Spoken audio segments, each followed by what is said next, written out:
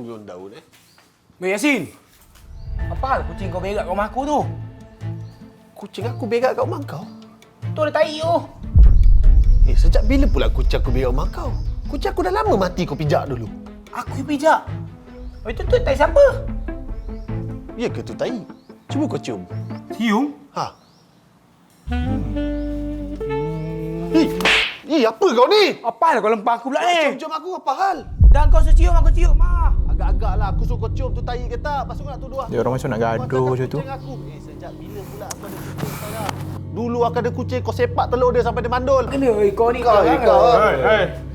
Orang lelaki ni gaduh pakai mulut buat apa? Ni. Settle pakai tangan je terus, settle. Boleh, tak ada hal. Kau punya pasal ni, aku jarang bergaduh orang ni. Aku lagi tak nak bergaduh. Cepatlah kau ni, cepat.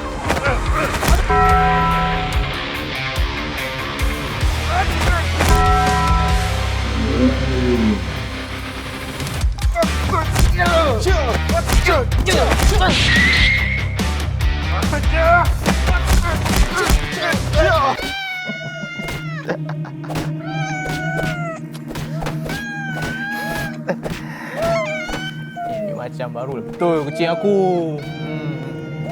Tak sia-sia aku bela kau Tu lah, rembat lagi parking aku. Kau rasa padan muka.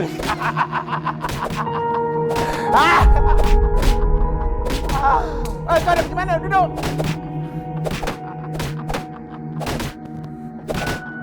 Ah.